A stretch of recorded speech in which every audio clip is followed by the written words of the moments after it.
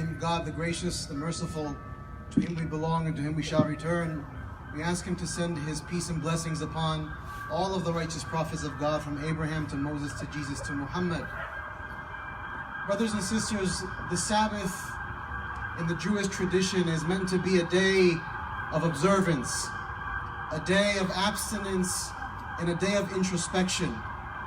That is what it is meant to be. But sadly and tragically yesterday, for our brothers and sisters in the Jewish tradition who were in a synagogue, in a place of sacred worship, had to be the victims of a vile hatred, a disease that is embedded, unfortunately, in many hearts, of racism, of anti-Semitism, of xenophobia, of bigotry.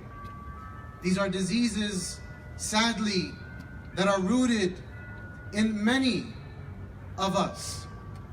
These are diseases that reflect and manifest in the most vile of ways, unfortunately. What we saw yesterday was a vile act of terrorism against our brothers and sisters in the Jewish faith.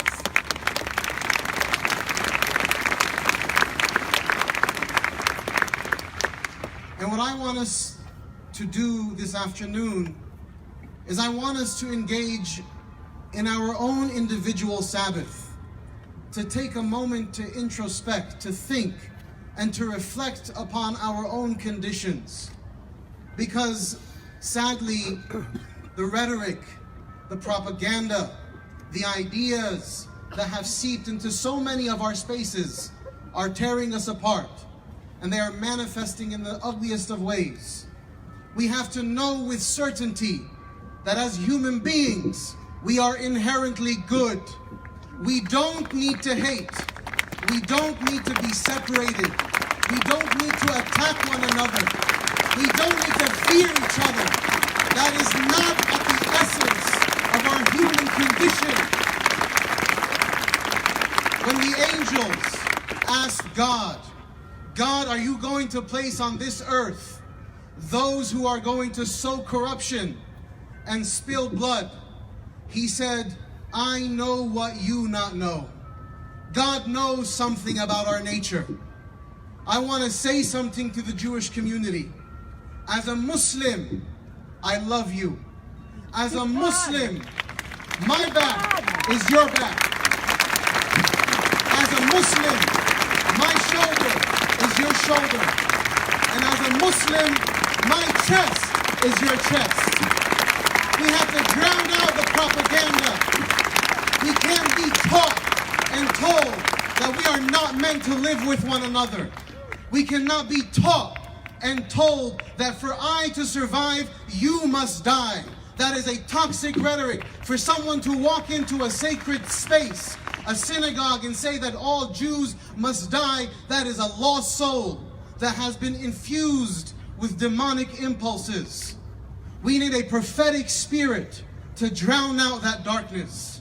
We need to walk in the footsteps of our righteous predecessors who knew a thing or two about mercy, compassion, and love. That's what we need. We need to revive those spirits. We need to educate ourselves and our children. We need to love one another and hear one another with deep empathy. Because we all want the same thing. We all want the same thing. And I want to give a parting message to my young Jewish brothers and sisters. As I would teach in my own congregation, I want to tell you this. Today, wear your yarmulke a bit tighter. Don't let anyone tell you to fear your faith, to fear being a Jew. Don't ever let anyone tell you to cower. As I would tell my own congregation to wear their hijab tighter or their kufi tighter, I tell you, wear your yarmulke tighter. Be confident, be strong, hold your head high, and we are with you. Millions of Muslims across the world are with you, and I promise you